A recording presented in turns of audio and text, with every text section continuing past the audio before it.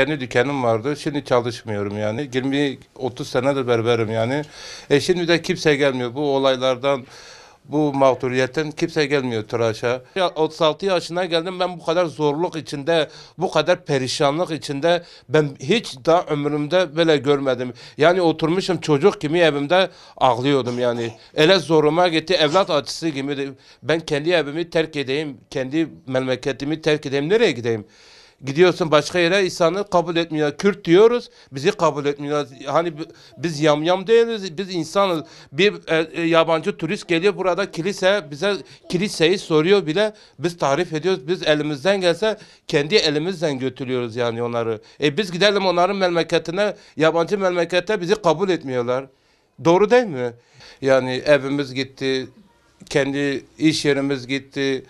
Ailemizden huzursuz olduk, çocuklarımdan huzursuz oldum. Yani çocuklarım her gün bana diyor ki, Hasan çalışıyorsun ki para niye getirmiyorsun? Mecbur olmasa ya hırsızlık yapacağız, ya kötü yola gideceğiz, ya başka bir şey yapacağız. Ama ben yine kendi ekmeğimle, kendi helal paramla yine çalışıyorum. Sabah saat 8'de kalkıyorum, yine işime gidiyorum. Diyorum ki yine kısmetim gelirse bir tane, iki tane yine çocuklarımın, kendi özürlü kızım vardır. Onun şeyinin masrafını diyorum ki çıkartayım. Ama bu Diyarbakır'ın bu olaylar girdi girmedi perişanlık oldu. Benim kızım özürlü oldu. Ondan sonra ben hastanelere gittim. Ondan sonra kredi çektim. Ona baktım. Yani Allah da biliyor. Yedim, araba da aldım. Onun için hastaneye gittim geldim. O ayrı bir konu. Ondan sonra evimizin önünde bomba patladı.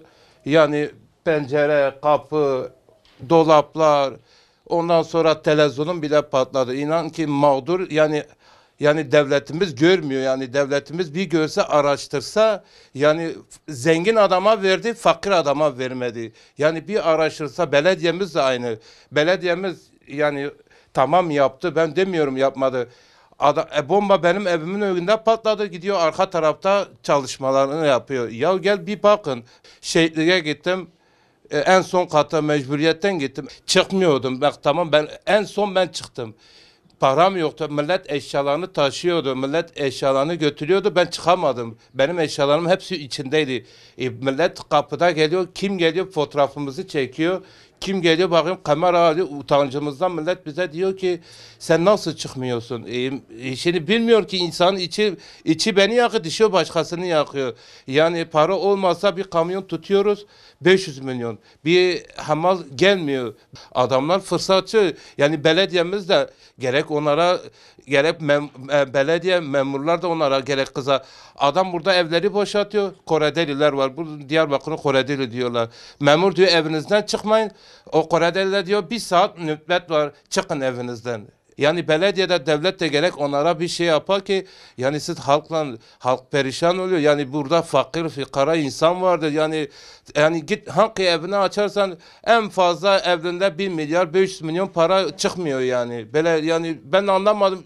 Ben 36 yaşındayım. Yani ben bu kadar rezil olduğumuzu inan ki ben daha görmedim.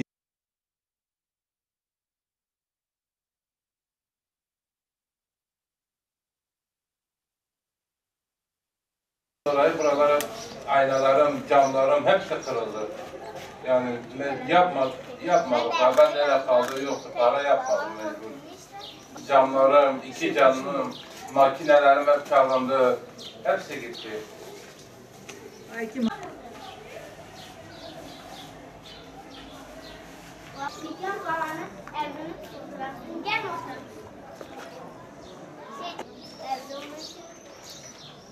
Bir dükkanım vardı, kendimi idare ediyordum. Ekmeğimizi, çoluk çocuğumuzun karnını doyuruyorduk. O da gitti. El elde baş başta böyle kalıyoruz yani. Ne yapalım? Kiraya gittik, adam baktım ayın 15'i oluyor. Kapıyı sabah, yani biraz da vicdan, insanın içinde vicdan, sabah saat 7'de kalkıyor. Sabah kalktığımda bir ay, 2 ay kirayı verdim, baktım yok. Adam kirasını istiyor. O da haklı. Yani mecbur, adamın kirasını mecbur vereceksin. Elektrik, su, ondan sonra kapı parası, ara parası. Ben bir kira gittim, 2 aylık peşin verdim. 500 1 milyar. Bir de emlakçı da istedi.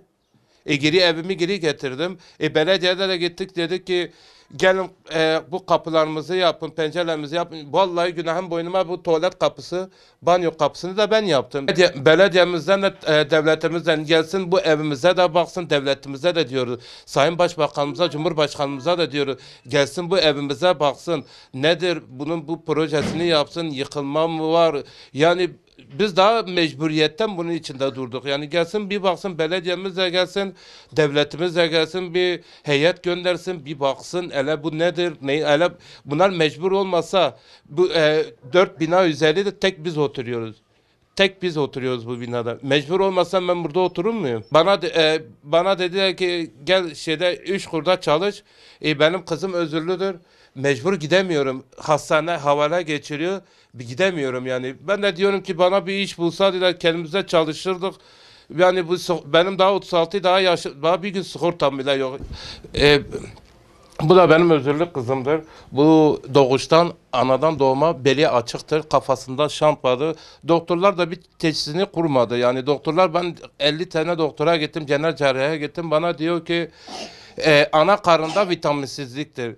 Bakıyorum vitaminsizlik, eski bayanlar, eski şeyler diyorlar ki böyle değil. Yani yine de Allah'tan umut kesilmiyor. Yani bir çaresini bulsalar, devletimizden de istiyorum. Yani Almanya'da nere olsa, yani ben kendim söylüyorum.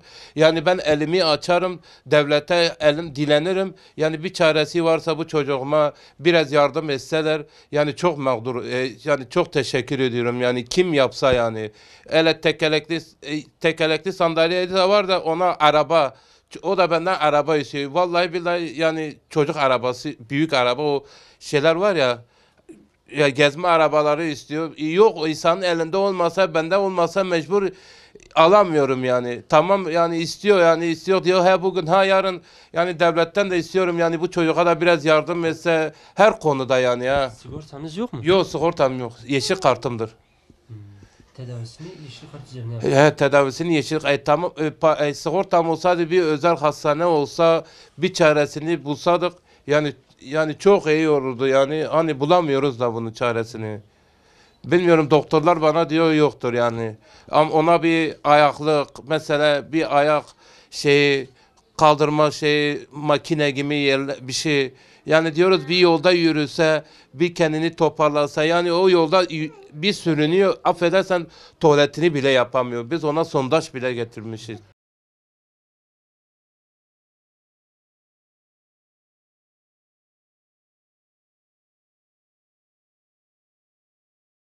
Ama bir geldi.